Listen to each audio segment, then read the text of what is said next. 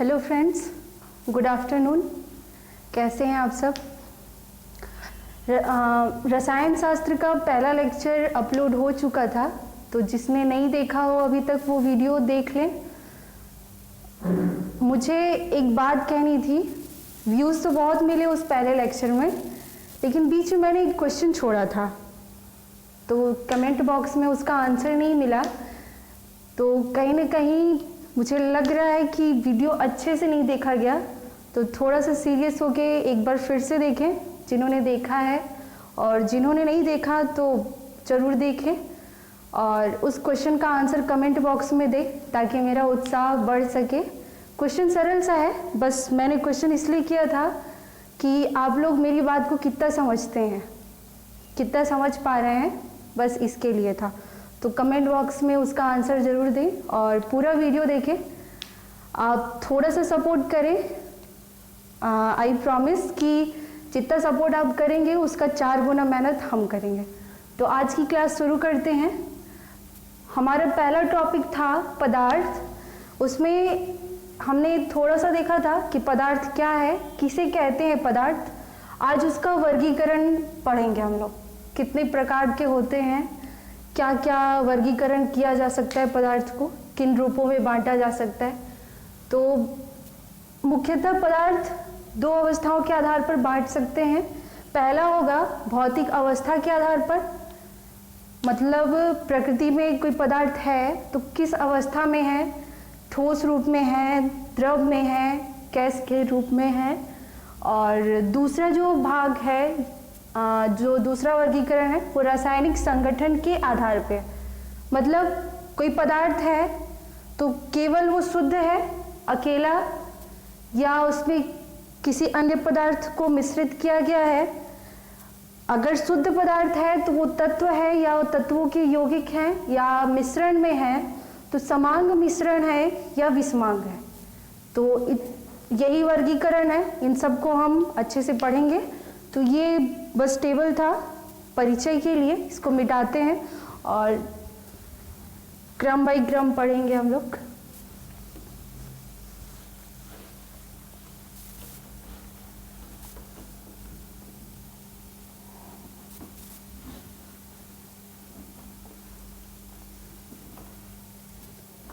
सबसे पहला देखते हैं भौतिक अवस्था के आधार पर। तो मुख्य रूप से भौतिक अवस्था के आधार पर पदार्थ की 3 अवस्थाएं होती हैं, सॉलिड, लिक्विड और गैस, ठोस, द्रव और गैस।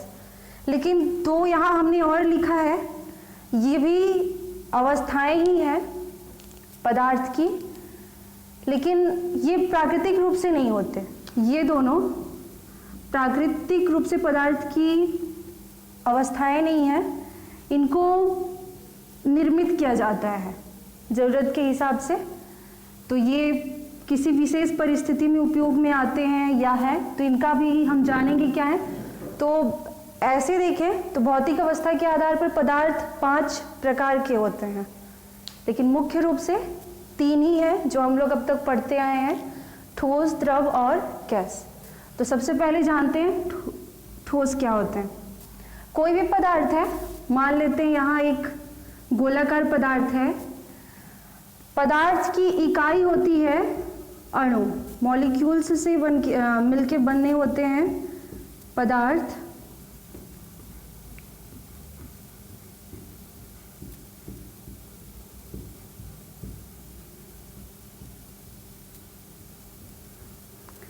इन अणुओं के मध्य एक बल कार्य करता है, इस बल को हम लोग अंतर आणविक बल बोलते हैं, पढ़ते हैं। तो जो इनके मध्य बल कार्य करता है, अंतर आणविक बल,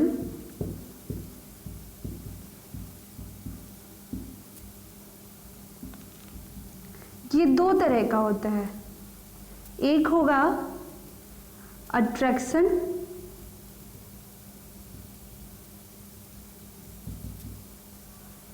दूसरा होगा रिपल्सन, मतलब आकर्षण बल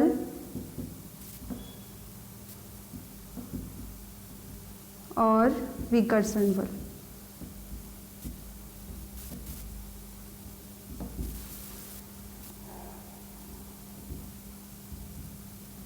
अणुओं के मध्य ये बल काम करता है।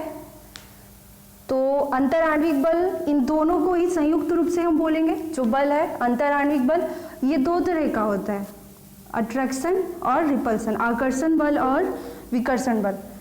मानते हैं यहाँ दो अणुओं का एग्जाम्पल लेके देखते हैं। पदार्थ में अणु कई हैं अपने आसपास, ये अणु एक दूसरे को अपने पास खींचते हैं, अपनी ओर आकर्षित करते हैं, यानी अपने पास बांधे रखते हैं। ये बल होता है आकर्षण बल, अट्रैक्शन बल।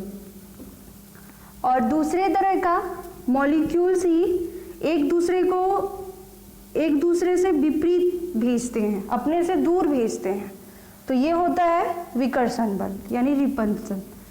तो अणुओं के मध्य यही दो बल कार्य करते हैं, जिनकी आधार पे ये तीन तरह की अवस्थाएं हम जानते हैं। एक और होता है जिसके आधार पे अवस्थाएं बदलती हैं, ऊष्मीय ऊर्जा।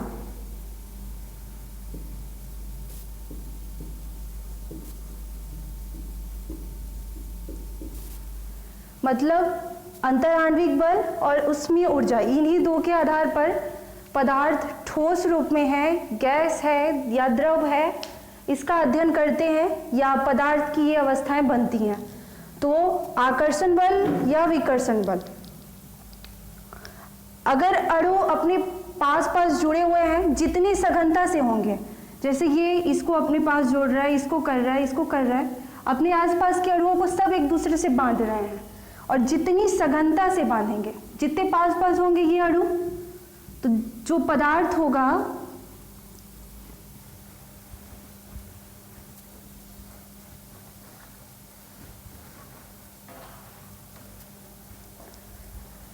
ऐसा पदार्थ जिसमें अणु इतने पास पास हो, बहुत सघन हो, उसका द्रव्यमान उच्च होगा, अर्थात अधिक होगा। कल हमने जाना था द्रव्यमान क्या है, और द्रव्यमान ज़्यादा है, यहाँ से दिख भी रहा है, जैसे कि चित्र में यहाँ सघनता बहुत है, अणु पास पास है, बहुत घना दिख रहा है हमें। सघनता अर्थात केमिस्ट्री लैंग्वेज में घनत्व। तो द्रव्यमान उच्च है तो घनत्व भी उच्च होगा, यानी अधिक होगा।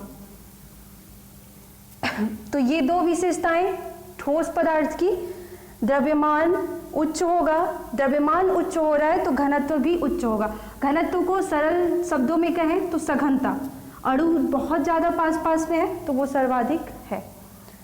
इसका आकार निश्चित होता है, आकार और आयतन दोनों।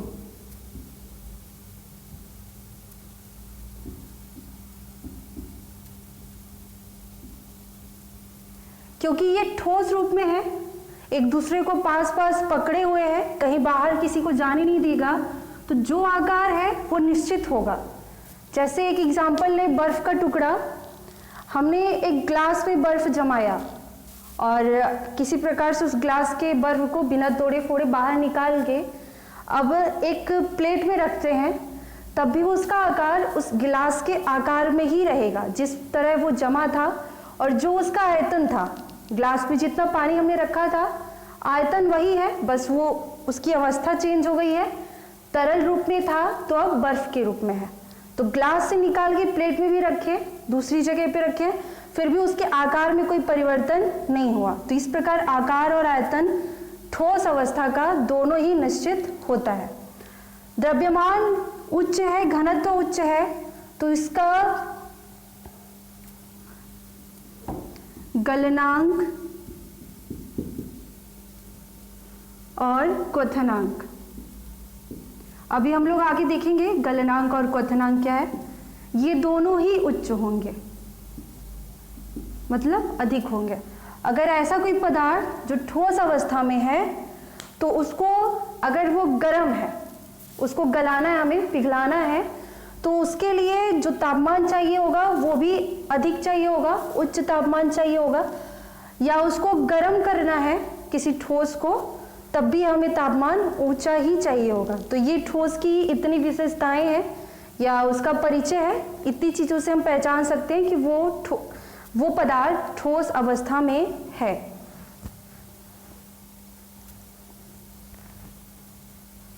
एक चीज़ और है, इसमें कह दिया है हमने, लेकिन एक शब्द में अगर लिखें तो इनके अणु पास पास होते हैं, आकर्षण बल सबसे ज़्यादा होता है। एक लाइन में इसकी विशेषता लिखें तो फोर्स ऑफ अट्रैक्शन बहुत बड़ा होता है या बहुत अधिक होता है फोर्स ऑफ रिफ्लेक्शन। मतलब अणुओं के मध्य लगने वाला अट्रैक्शन बल, आकर्षण बल विकर्षण बल की तुलना में बहुत ज़्यादा होता है। यानी अणु दूर भेजने की बजाय पास ज़्यादा बुलाते हैं एक दूसरे को, इसलिए ये ठोस रूप में बंधे होते हैं। तो ये तो ठोस था। अब दूसरी अवस्था देखेंगे, द्रव। द्रव में भी किसी भी आकार का पदार्थ हो सकता है, अणु इसमें भी होते हैं, पास पास ही होते हैं, बहुत दूर नहीं होते, लेकिन ठोस की तुलना में दूर होते हैं। यानी इसमें कुछ हद तक जितनी ऊष्मीय ऊर्जा, अभी हमने कहा ना कि अंतराण्विक बल या ऊष्मीय ऊर्जा, यही दो कारक हैं कि पदार्थ ठोस में है, द्रव रूप में है या गैस में है, यही इन्हीं पे आधारित होता है। तो ये जितने पास थे, जितनी शीतलता थी इनके पास, उसकी तुलना में यहाँ ऊर्जा थोड़ा सा अधिक आ गया है। तो ये अणु दूर दूर हो गए हैं, इनको जगह मिल रही है घूमने के लिए, और इनमें विकर्षण बल थोड़ा सा प्रभावी हो गया है। तो फोर्स ऑफ अट्रैक्शन बड़ा ही है, अभी छोटा नहीं हुआ, लेकिन इसमें क्या था, बहुत बड़ा था। लेकिन इसमें मतलब ठोस की तुलना में अब द्रव में force of attraction force of repulsion से बड़ा ही है, लेकिन ठोस की तुलना में कम है। मतलब आकर्षण बल काम कर रहा है, अभी अणु एक दूसरे को अपने पास बुला ही रहे हैं, आकर्षित कर रहे हैं, लेकिन विकर्षण बल भी काम करने लगा है। कुछ हद तक अणु एक दूसरे से दूर जा रहे हैं। तो ये जो द्रव अवस्था है, ये यहाँ भी लिखा है, हमने क्रम से लिखा है, ठोस के बाद और गैस के पहले की अवस्था है। अगर ठोस को हम पिघलाते हैं तो वो द्रव अवस्था में आएगा, और द्रव को और गर्म करते हैं तब वो कहीं जाके गैस बनेगा। तो इसमें अणु दूर दूर होते हैं ठोस की तुलना में, लेकिन उतने भी नहीं, इनमें आकर्षण बल अभी भी ज़्यादा होता है। इनका द्रव्यमान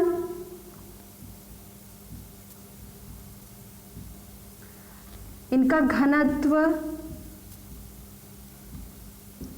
उच्च ही होंगे, अधिक ही होगा, लेकिन ठोस की तुलना में कम होंगे।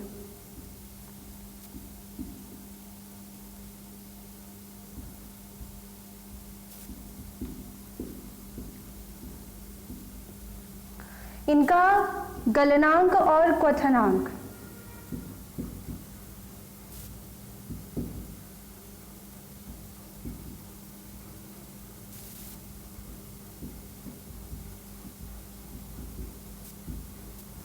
ये भी ठोस की तुलना में कम होंगे।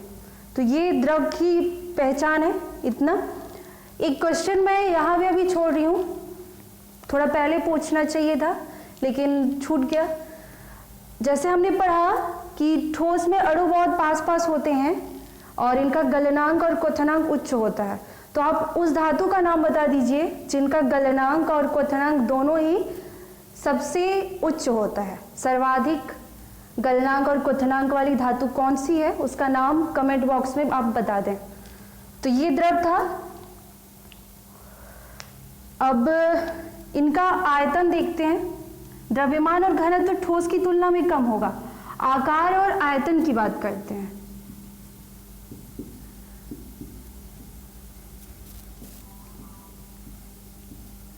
द्रव अवस्था हम लोग पढ़ रहे हैं, इसका एक एग्जाम्पल लेते हैं तो आंसर आप लोग को खुद मिल जाएगा। द्रव अवस्था में पानी होता है, सबसे अच्छा एग्जाम्पल है हम सबके पास ये एग्जाम्पल आसानी से मिल सकता है। पानी को अगर ले रहे हैं तो क्या हम ये कह सकते हैं कि इसका आकार निश्चित होता है? आयतन तो निश्चित ही होगा। ग्लास में हमने 1 लीटर पानी लिया और उसको अब एक बड़ी बाल्टी में हम डाल देते, खाली बाल्टी में, तो क्या बाल्टी में डालने पे पानी कम या ज़्यादा हो सकता है? नहीं होगा। मतलब उसका आयतन अपरिवर्तित होगा, अपरिवर्तित होगा, बदलेगा नहीं, अर्थात निश्चित होगा। लेकिन आकार चेंज हो गया है। ग्लास में था तो वो छोटे से ग्लास में था, बाल्टी में किए तो वो फैल गया। अगर बाल्टी से हम अब फर्श पे गिरा देते हैं तो उसका आकार कुछ और होगा। तो द्रव में, द्रवीय रूप में पदार्थ का आकार निश्चित नहीं होता।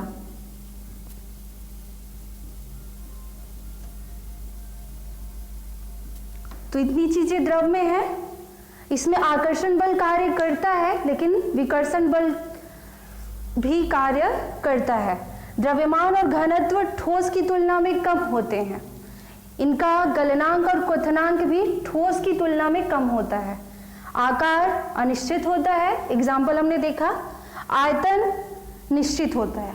आयतन किसी भी जगह पे बदलता नहीं है द्रवीय पदार्थ का। ये दूसरी अवस्था हो गई। अब हम गैस के बारे में देखते हैं। जिनको भी नोट करना हो हमें नोट्स करने चाहिए, क्योंकि हमें कितनी भी अच्छे से चीज़ें समझ में आ जाएं लेकिन एक टाइम के बाद भूल जरूर जाता है। क्यों? क्योंकि हमारे दिमाग में हम रोज़ नई चीज़ें सीखते रहते हैं तो पुरानी चीज़ें पुरानी होती हैं और भूल जाती हैं। तो हमें एक जगह अपनी तरह से अपने अनुसार नोट कर लेना चाहिए ताकि हम एक बार उसको देख के अपने माइंड में रिवाइज कर सकें।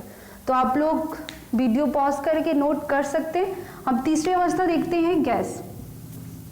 मान लेते हैं ये कोई गोलाकार पदार्थ है, इसमें भी अणु होते ही हैं लेकिन ठोस अवस्था या द्रव अवस्था दोनों की तुलना में सबसे दूर दूर गैस की अवस्था में अणु होते हैं। अर्थात इसमें फोर्स ऑफ अट्रैक्शन बहुत कम। देखिए इतनी जगह इनमें बच रही, यानी एक दूसरे को ये दूर कर रहे हैं अपने से लेकिन पास नहीं बुला रहे हैं। तो force of attraction force of repulsion से कम होता है। मतलब गैस की अवस्था में विकर्षण बल अधिक प्रभावी हो जाता है, यहाँ ज़्यादा ताकतवर विकर्षण बल हो जाता है। तो जब ये दूर दूर हैं, विकर्षण बल कम ज़्यादा प्रभावी हो जा रहा है तो इसका द्रव्यमान न्यूनतम हो जाएगा। न्यूनतम अर्थात कम, इन दोनों की तुलना में कम हो जाएगा, यानी सबसे कम। द्रव्यमान कम हो रहा है तो घनत्व भी न्यूनतम ही होगा, सबसे कम। गलनांक और क्वथनांक की भी बात वही, क्योंकि ये दोनों न्यूनतम है तो गलनांक और क्वथनांक भी न्यून ही होंगे।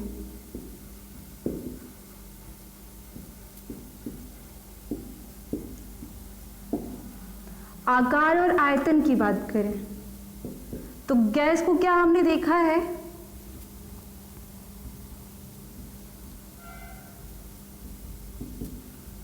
जनरली तो नहीं दिखता लेकिन कुछ गैस ऐसे भी हैं जिन्हें हम देख सकते हैं। कुछ विषैले होते हैं, कुछ रंग वाले भी होते हैं गैस। इनका आकार अनिश्चित ही होता है।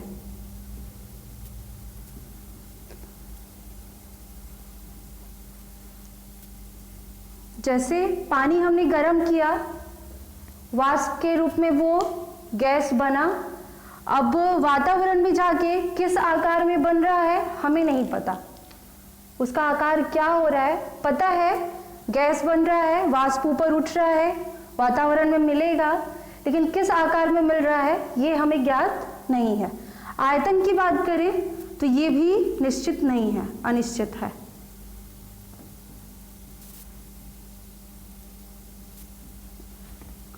तो ये गैस के बारे में था। तो हमने ठोस, द्रव और गैस, ये बहुत सरल सी चीजें थी, हम शुरू से पढ़ते आ रहे हैं और हमको लगभग पता ही था, लेकिन कभी कभी होता है चीजें हम भूल जाते हैं, बस एक बार रिवाइज करना था हम लोग को। तो गैस की अवस्था में विकर्षण बल सबसे ज्यादा प्रभावी होता है, द्रव्यमान और घनत्व न्यून हो जाते हैं, गलनांक क्वथनांक भी बहुत कम हो जाता है, आकार और आयतन दोनों अनिश्चित होते हैं। तो ये मुख्य 3 अवस्थाएं जो भौतिक रूप से पाई जाती हैं, पदार्थ इन्हीं 3 अवस्थाओं में होता है, ये हमने देख लिया। एक क्वेश्चन आता है, परीक्षाओं में पूछा गया है, जैसे हमने अभी द्रव्यमान के बारे में पढ़ा, घनत्व देख रहे हैं,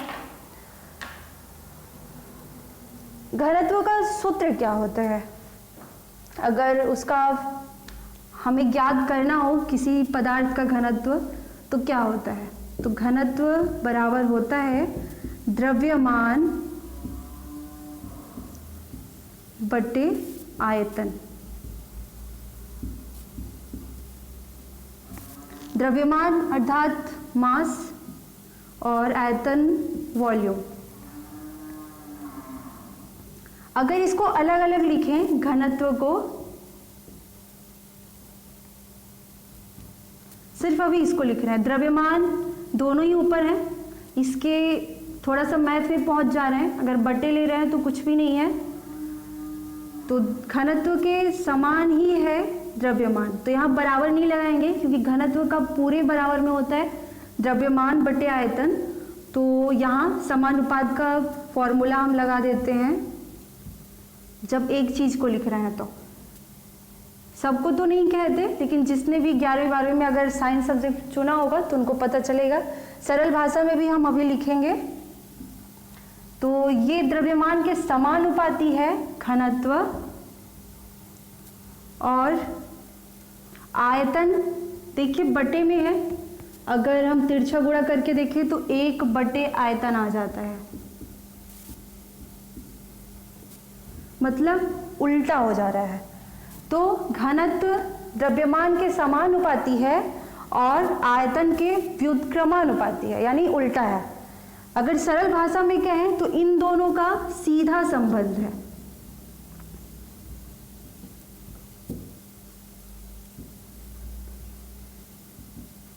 और इनका उल्टा संबंध है।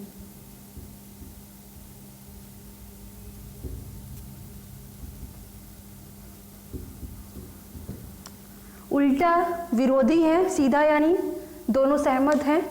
तो घनत्व अगर बढ़ता है तो द्रव्यमान भी बढ़ेगा, क्योंकि इन दोनों का सीधा संबंध है, एक दूसरे को फॉलो करते हैं। और घनत्व अगर बढ़ रहा है तो आयतन घटेगा, क्योंकि इनमें कैसा संबंध है? उल्टा, विपरीत संबंध है। अगर एक अच्छा करेगा तो दूसरा बुरा करेगा। तो घनत्व अगर बढ़ रहा है तो आयतन घटेगा, अगर आयतन बढ़ रहा है तो घनत्व घटेगा। तो ऐसे क्वेश्चन आते हैं कि किसी पदार्थ का द्रव्यमान बढ़ रहा है तो घनत्व पर क्या प्रभाव पड़ेगा? इसका आंसर अब आप लोग बताइएगा। यहाँ हमने देखा है घनत्व और द्रव्यमान का सीधा संबंध है और घनत्व और आयतन का उल्टा संबंध है। सीधा संबंध का दोनों एक ही काम करेंगे, उल्टा संबंध अगर एक बढ़ रहा है तो दूसरा घटेगा। तो क्वेश्चन यही है, किसी पदार्थ का द्रव्यमान बढ़ रहा है तो उसके घनत्व पर क्या प्रभाव पड़ेगा? इसका आंसर आप लोग कमेंट बॉक्स में बताइएगा।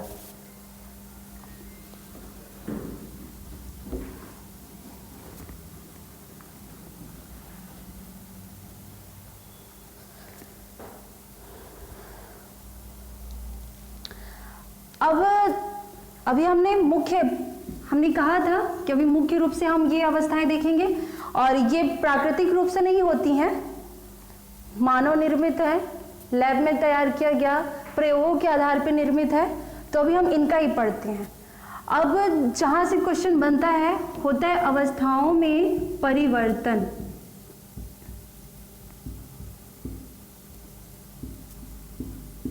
इसको हम मिटा देते हैं।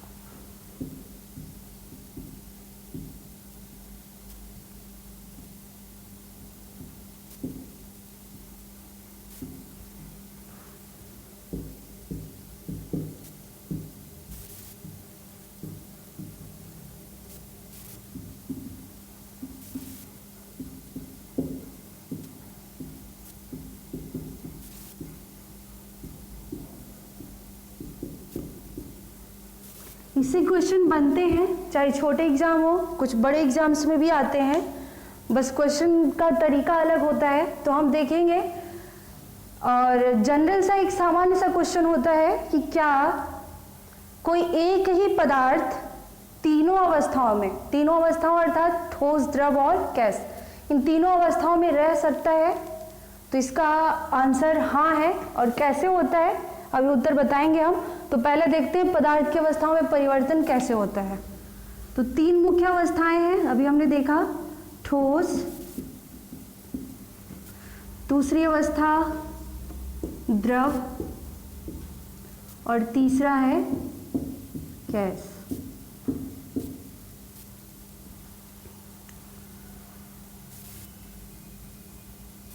पहली अवस्था ये है ठोस। अगर ठोस से किसी वस्तु को, वस्तु नहीं, पदार्थ बोलेंगे, ठोस से कोई पदार्थ द्रव अवस्था में परिवर्तित हो तो कैसे होगा? हमने पढ़ा था कि इसमें अणु बहुत पास पास होते हैं, तो अणुओं को अगर द्रव अवस्था में जाना है तो ठोस की तुलना में अणु थोड़े दूर करने होंगे हमें। तो हम कैसे करेंगे? उसको ऊर्जा देंगे, इतना ताप देंगे कि अणुओं को इतनी जगह मिले कि वो दूर दूर हों। तो ठोस से द्रव में जाने के लिए हम क्या करेंगे? टेम्परेचर पहला वर्ड T, टेम्परेचर को हम इंक्रीज करेंगे, बढ़ाएंगे, तो ये थोड़ा सा उष्मा उनको मिलेगा, अणु दूर दूर होंगे तो किस अवस्था में चले जाएंगे? द्रव अवस्था में। और ये जो प्रोसेस है इसी को बोलते हैं, प्रोसेस नहीं, एक बिंदु होता है गलनांक। अर्थात गलनांक की परिभाषा क्या होती है अभी हमने कहा था, बताएंगे। तो जिस ताप पर कोई ठोस द्रव अवस्था में परिवर्तित होना शुरू कर दे, उसी ताप को या तापमान के उस बिंदु को गलनांक बिंदु बोलते हैं। और उस ताप को जहाँ से शुरू हो रहा है ये पिघलना, ये ठोस द्रव की अवस्था में आना शुरू कर दे रहा है, उसको बोलेंगे गलनांक। तो ये गलनांक है बॉइलिंग पॉइंट। अब द्रव अवस्था में कोई वस्तु है, हमें गैस में प्राप्त करना है, अर्थात गैस की अवस्था में ले जाना है। टेम्परेचर है, यहाँ भी हम टेम्परेचर को इंक्रीज करेंगे, बढ़ाएंगे। मतलब द्रव अवस्था में जो अणु थे उनको गैस अवस्था में क्या होता है, अणु और दूर दूर होते हैं, ठोस और द्रव से दोनों से ज़्यादा। तो इनमें इतनी और ऊर्जा देंगे कि ठोस और दूर दूर हो जाए। तो टेम्परेचर बढ़ाए, अणु दूर दूर हुए, और किस अवस्था में वो पदार्थ अब हमें मिलेगा? गैस की अवस्था में। और यहाँ गलनांक हुआ था, एक क्वथनांक शब्द अभी यूज कर रहे थे हम। तो जिस तापमान पर कोई द्रव गैस के रूप में परिवर्तित होना प्रारंभ करते, उस तापमान को क्वथनांक कहते हैं।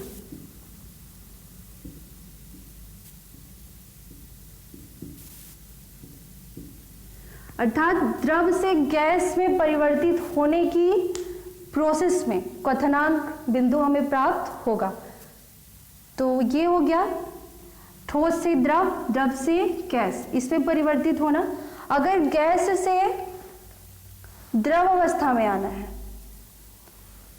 एक ये तो चैन बन गया गैस से ठोस के रूप में। तो क्या गैस से ठोस रूप में डायरेक्ट किसी पदार्थ को हम परिवर्तित कर सकते हैं? तो नहीं, सामान्यतः नहीं, कुछ ऐसी पदार्थ भी हैं जो होते हैं। तो यहाँ नहीं, यानी कि गैस से ठोस के रूप में आना है तो इसको एक लंबा प्रोसेस फिर से चलना पड़ेगा उल्टा, यानी गैस से द्रव में आएगा, द्रव से फिर ठोस के रूप में। तो गैस से अगर द्रव के रूप में आ रहा है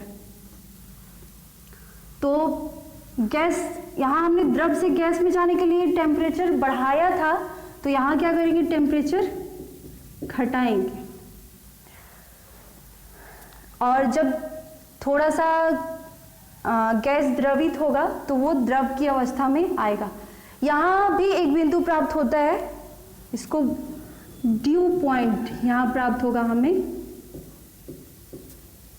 अर्थात उषांक बिंदु।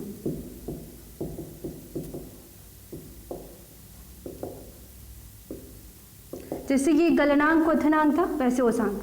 तो इसकी परिभाषा, जिस तापमान पर कोई गैस द्रवित होकर द्रव अवस्था में परिवर्तित हो जाए उस तापमान बिंदु को ओसांक बिंदु कहेंगे।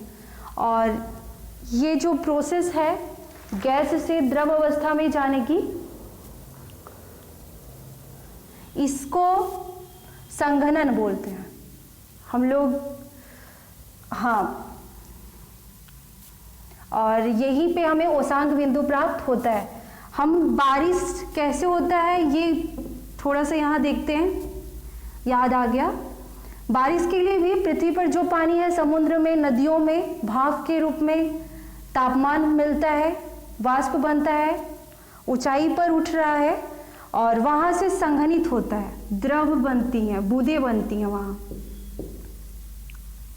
कैसे? क्योंकि क्षोभ मंडल में हमने पढ़ा है, जानते हैं हम कि जैसे जैसे ऊंचाई बढ़ती है तापमान कम होता है। तो जब वाष्प ऊपर उठता है तो उसको थोड़ा सा जो तापमान है वहां पे उससे कम तापमान प्राप्त होता है, तो वो ठंडा होने लगता है और एक ओसांक के बाद वो द्रव अवस्था में परिवर्तित हो जाता है, अर्थात वाष्प परिवर्तित होके जल के रूप में आ जाता है। तो यहाँ संघनित होकर बूंदें बनती हैं जो कि बाद में बारिश का कारण बनते हैं।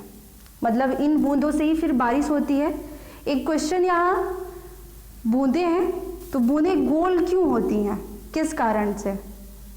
तो इसका आंसर बताइएगा आप लोग। गैस से द्रव में ये हम पहुंच सकते हैं। अब द्रव से फिर से ठोस के रूप में जाना हो तो यहाँ भी टेम्परेचर और कम करना होगा हमें, तो घटाएंगे और इसको यहाँ हमें एक बिंदु प्राप्त होगा, हिमांक बिंदु।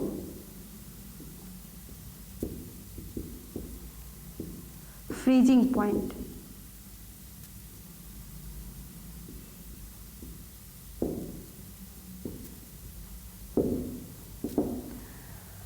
अर्थात द्रव को जब हम द्रव का तापमान और कम कर रहे हैं, उसे ठंडा कर रहे हैं, तो एक तापमान ऐसा आएगा जब द्रव से वो ठोस अवस्था में परिवर्तित होने लगेगा या हो जाएगा।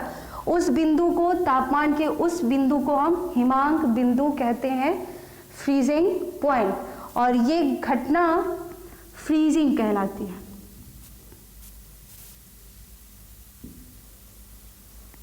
अर्थात हिमीकरण।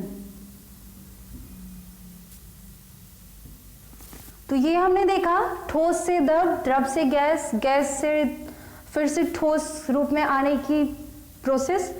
एक इतना तो ये घटना सामान्यतः होती है, गैस से डायरेक्ट ठोस रूप में नहीं आते पदार्थ, लेकिन कुछ पदार्थ ऐसे भी हैं जो इतना लंबा प्रोसेस करने के लिए एग्री नहीं होते। उन्हें लगता है हम शॉर्टकट कुछ ऐसा ही करेंगे, हमें गैस के रूप से डायरेक्ट ठोस रूप में या ठोस से डायरेक्ट गैस के रूप में जाना है। तो ठोस से गैस के रूप में ऊर्ध्वपातन,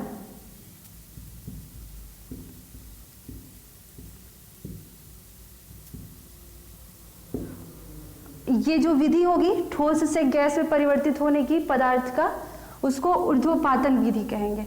या कोई पदार्थ गैस अवस्था से ठोस रूप में आ रहा है तो उसको निक्षेपण ये कहते हैं। इनका उदाहरण देखें, मतलब ठोस से गैस में जाता हो, गैस में परिवर्तित होता हो और गैस से फिर से ठोस में डायरेक्ट परिवर्तित हो सकता हो। तो इनका उदाहरण, सबसे अच्छा उदाहरण कपूर। हम आग लगाते हैं उसको और वो तुरंत जलकर गायब हो जाता है, हमें पता भी नहीं चलता। अर्थात वो द्रव की अवस्था में नहीं आता, ठोस से डायरेक्ट गैस की अवस्था में चला जाता है। इसी प्रकार गैस रूप में है, उसको हम निक्षेपण विधि के माध्यम से ठोस रूप में प्राप्त कर सकते हैं। इसका एग्जाम्पल आयोडीन। आयोडीन हम एक धातु को भी बोलते हैं और आयोडीन गैस भी है। तो कैसे? वो एक ही चीज है जब निक्षेपण की, अगर गैस रूप में है तो निक्षेपण की क्रिया द्वारा वो ठोस रूप में आ जाएगा, और जब ठोस रूप में है तो वो ऊर्ध्वपातन विधि के माध्यम से गैस की अवस्था में चला जाएगा। तो इनको अगर कोई शॉर्टकट, कुछ पदार्थ हैं जो ठोस से गैस या गैस से ठोस में आते हैं, तो ऊर्ध्वपातन या निक्षेपण। और ऐसे पदार्थ जो ऊर्ध्वपातन विधि या निक्षेपण विधि के तहत काम कर सकते हैं, जो परिवर्तित होते हैं, उन पदार्थों को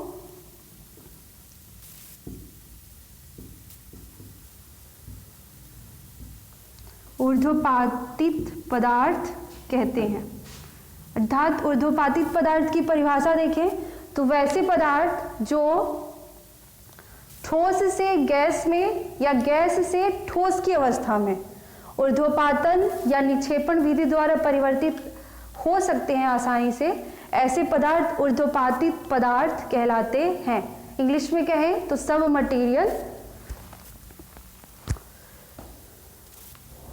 मटेरियल नहीं, सब्लिमेंट मटेरियल। इसको मिटाते हैं। अब यहाँ हमने देख लिया और इससे बहुत से क्वेश्चन बनने वाले हैं।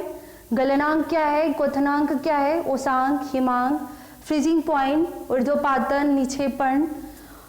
एक इसको मिटाते हैं। क्वेश्चन हमने कहा था शुरू में कि क्या कोई ऐसा पदार्थ है जो तीनों अवस्थाओं में रह सकता है। तो इसका एग्जाम्पल भी आप सबके पास है, सब लोग अनुभव करते हो, जानते भी हैं ज़्यादा लोग। पानी एक ऐसा उदाहरण है जिसे हम तरल अवस्था में अर्थात द्रव अवस्था में, ठोस अवस्था में उपयोग करते हैं सामान्यतः, और गैस अवस्था में भी कुछ हद तक उसका उपयोग हम करते ही हैं। तो कैसे होगा ये? मान लेते हैं हमने फ्रिज में बर्फ जमाया हुआ है, अर्थात ये ठोस के रूप में है। इसका टेम्परेचर बढ़ाएंगे, टेम्परेचर बढ़ेगा तो ये किस अवस्था में आ जाएगा? द्रव अवस्था में, पानी हो जाएगा ये। इसका टेम्परेचर और बढ़ाते हैं, इसको गर्म करते हैं, तब ये जलवाष्प के रूप में वायुमंडल में उड़ने लगते हैं। ये होता है गैस अवस्था। जस्ट इसका अपोजिट भी होगा, जो भी डायग्राम बना था। जलवाष्प को अगर संघनित किया जाए, संघनन की क्रिया हो, तो वो पानी के रूप में आ जाएगा। हम लोग पानी गर्म करते हैं, जिस बर्तन में पानी गर्म कर रहे हैं उसको अगर ढक दें थोड़ी देर, और कुछ देर के बाद अगर वो ढक्कन हम उठा के देखें तो उस पर हम देखते हैं प्लेट के ऊपर ऐसे बूंद बूंद में पानी इकट्ठा हुआ होता है। वही है कि गैस अवस्था से वो द्रव अवस्था में परिवर्तित हो गया है। अब पानी के बाद फिर से हम टेम्परेचर कम करें, उसको ठंडा करें अर्थात फ्रिज में रख दें, तो वो बर्फ के रूप में पुनः आ जाएगा अर्थात ठोस अवस्था में। तो पानी एक ऐसा एग्जाम्पल है। और भी एग्जाम्पल है। सबसे अच्छा एग्जाम्पल जो हम सब लोग आराम से देख सकते हैं कि ये तीनों अवस्थाओं में रहता है।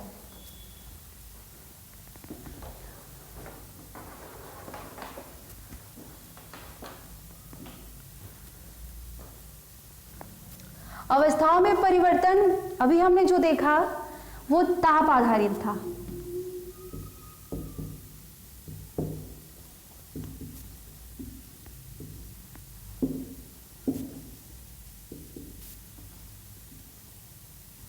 हमने देखा ना, जहां भी टेम्परेचर बढ़ा रहे हैं या घटा रहे हैं, ऐसे ही हुआ है। एक और होता है दाब आधारित।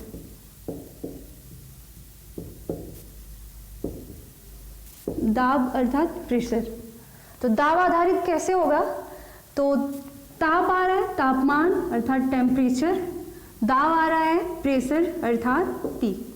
इनमें दोनों में क्या संबंध होता है वो देख लेते हैं। तो टी पी के व्युत्क्रमानुपाती होता है, रसायन शास्त्र की भाषा में देखें। और सरल सी भाषा हम अपना यूज करें तो तापमान अर्थात टी पी का उल्टा होता है, या तापमान और दाब दोनों एक दूसरे के विपरीत कार्य करते हैं। अगर तापमान बढ़ रहा है तो दाब घटेगा, अर्थात इनमें विपरीत संबंध होता है। तो ये समझेंगे। और दाब आधारित परिवर्तन द्रव से गैस या गैस से द्रव में ही होता है, द्रव अवस्था से। जैसे कि अभी हमने पहले देखा ताप आधारित में द्रव से गैस में जाने के लिए क्या कर रहे थे, टेम्परेचर हम लोग बढ़ा रहे थे। तो अब दाब आधारित अर्थात तापमान का उल्टा, तो दाब को हम क्या करेंगे, कम करेंगे। और जब कम करेंगे तो ये किस अवस्था में जाएगा, गैस की अवस्था में। और जस्ट इसका उल्टा, अगर गैस से द्रव में जाना है तो ताप आधारित में क्या होता था, गैस से द्रव में जाने के लिए टेम्परेचर हम कम किए थे, लेकिन दाब को क्या करेंगे, बढ़ाएंगे। और जब दाब बढ़ेगा तो गैस से द्रव की अवस्था में चला जाएगा। तो ये दाब आधारित था।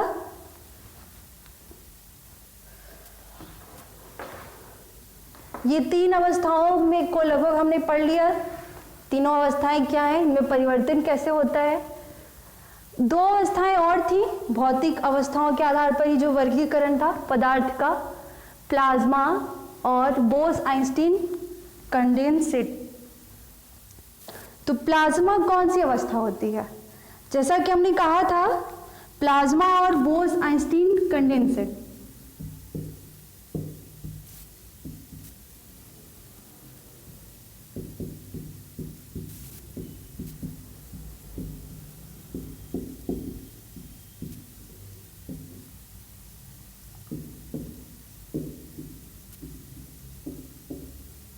ये दोनों प्राकृतिक रूप से अवस्थाएं नहीं है ये पदार्थ की, ये मानव निर्मित है। लैब में इनको परिवर्तित किया गया, अपने उपयोग के हिसाब से वैज्ञानिक लोगों ने किया।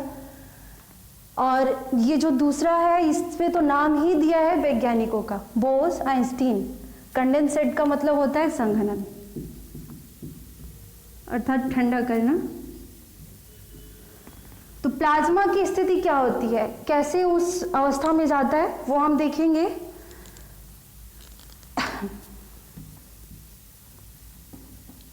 एक ट्यूब लिया जाता है, छोटा बड़ा कुछ भी हो सकता है। ये ऐसा ट्यूब होगा जिसमें बिल्कुल भी हवा ना हो, अर्थात ये निर्वात ट्यूब। इसी को इंग्लिश में वैक्यूम ट्यूब बोलते हैं। अर्थात इसमें बिल्कुल भी हवा नहीं है और ये पैक है। इसमें अक्रिय गैसें भरी जाती हैं। अक्रिय गैसें क्या होती हैं, पेरियोडिक टेबल जिसने थोड़ा बहुत भी पढ़ा होगा, सबने पढ़ा है, 9th 10th तो आराम से पढ़ा है। उसमें कुछ गैसें हैं जो अक्रिय हैं, जैसे हीलियम, नियॉन, ऑर्गन, क्रिप्टॉन, चिनान और रेडॉन। ये अक्रिय गैसें हैं। अक्रिय गैसें मतलब अक्रिय, किसी और से क्रिया न करने वाली। और क्रिया कब नहीं करती हैं, धातुएं कब क्रिया नहीं करेंगे, पदार्थ कब क्रिया नहीं करते, जब उनके बाहरी कक्ष में इलेक्ट्रॉन ना हो। इलेक्ट्रॉन का चार्ज क्या होता है, माइनस। अगर माइनस चार्ज है बाहरी कक्षा में तभी वो किसी से क्रिया करेंगे, नहीं तो नहीं। तो ये जो अक्रिय गैसें हैं ये किसी अन्य धातु से या अन्य तत्व से क्रिया नहीं करते। क्यों? क्योंकि जो कक्ष होता है हम जानते हैं 2, 8, 18, 18 ऐसे ही गुणज के रूप में बढ़ता है। तो पहली कक्षा में कितने इलेक्ट्रॉन रह सकते हैं, 2, दूसरी कक्षा में 8, तीसरी कक्षा में 18 ऐसे। तो हीलियम का जो पीरियोडिक टेबल में क्रमांक होता है, किस जगह पे इसको स्थान दिया गया है, तो इसका परमाणु क्रमांक क्या है, 2। इसका क्या है, 10। इसका क्या है, 18। 2 है पहली कक्षा। पहली कक्षा में कितने इलेक्ट्रॉन रह सकते हैं, 2। मतलब और इलेक्ट्रॉनों की जरूरत नहीं है और इसकी बाहरी कक्षा यही है। नियॉन का परमाणु क्रमांक कितना है, 10। तो यहां कितने इलेक्ट्रॉन रह सकते हैं, 8, यानी 2 8 10 हो गए। इसमें भी इलेक्ट्रॉन की ज़रूरत नहीं है, अर्थात जो बाहरी आवरण पे इलेक्ट्रॉन है उन पे माइनस चार्ज वाला इलेक्ट्रॉन नहीं है, वो पूरी तरह से पूरे हैं, किसी और से क्रिया करने वाले नहीं है। तो इसमें कैसी गैसें भरी जाएंगी? अक्रिय गैसें, कोई भी एक हो सकता है।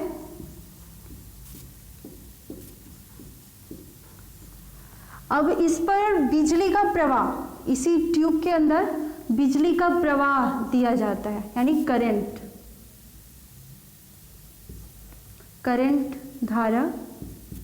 धारा की इकाई क्या होती है? धारा की इकाई होती है एम्पियर। जब धारा, तो करंट है, इसमें कौन सा चार्ज होता है? इसमें चार्ज होता है माइनस। और अक्रिय गैसें, जैसे हमने कहा, बाहरी आवरण पे इलेक्ट्रॉन नहीं है, इलेक्ट्रॉन है लेकिन उतने ही हैं इलेक्ट्रॉन, कैथोड एनोड जितनी ज़रूरत है, वो पूरी तरह से पूरे हैं, उन्हें ज़रूरत नहीं है। तो यहाँ पहले से प्लस चार्ज था क्योंकि अक्रिय गैसें भरी हुई थी। ये करंट आया तो माइनस चार्ज आया इनके साथ में।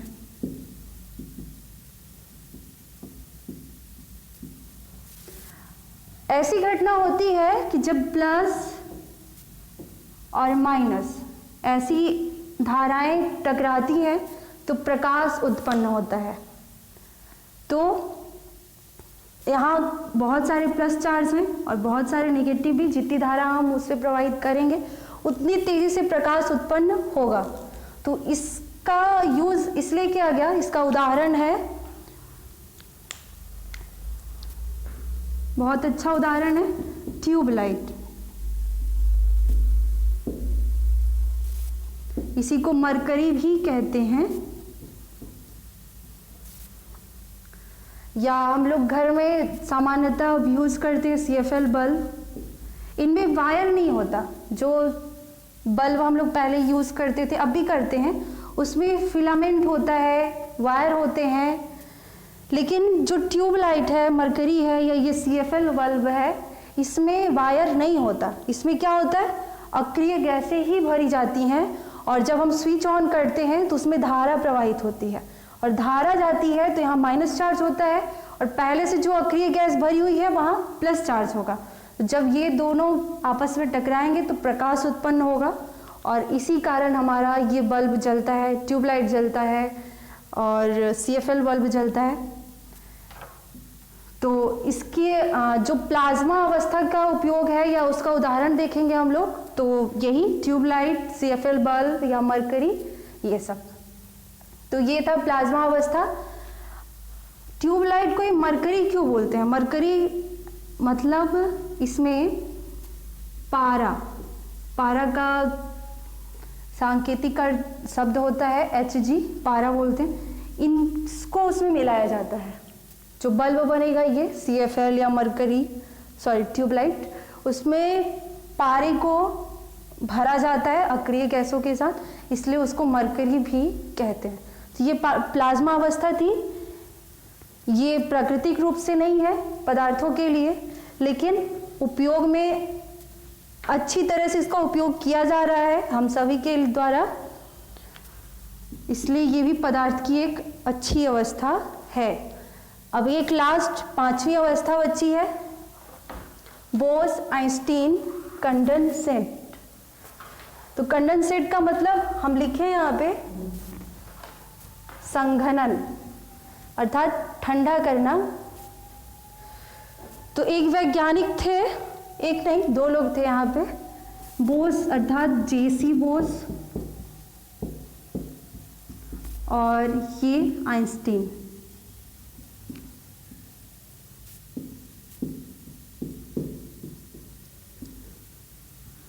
इन दोनों ने मिलकर कुछ नया करने का सोचा।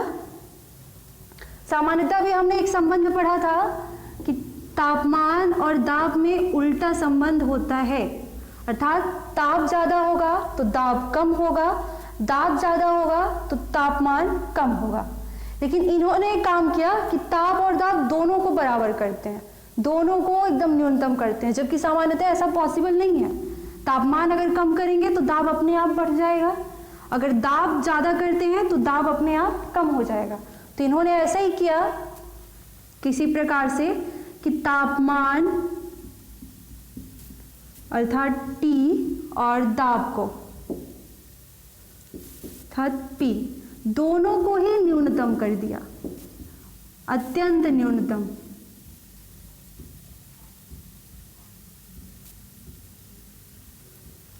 और एक नई अवस्था बनी जिसमें ताप और दाब दोनों ही न्यूनतम था, जो कि संभव नहीं है सरल रूप से, ये लैब में किया गया और हमारे आसपास या हमारे दैनिक जीवन में इसका कोई उपयोग भी नहीं है, लेकिन था और दो वैज्ञानिकों ने मिलकर किया, इसीलिए इसका नाम बोस-आइंस्टीन कंडेंसेट अवस्था ये रखा गया। तो ये भौतिक अवस्था के आधार पर पदार्थ के 5 प्रकार हमने पढ़े।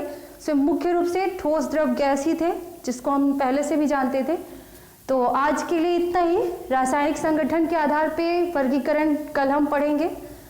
तो कैसा लगा कमेंट में ज़रूर बताएं, और जो क्वेश्चन आए थे उसका आंसर भी कमेंट जरूर करें ताकि हमारा उत्साह बढ़ सके। एक क्वेश्चन हमने अभी यहाँ छोड़ा था कि पानी की बूंदें गोल क्यों होती हैं, तो उसका कारण है पृष्ठ तनाव। Thank you. कितना लंबा।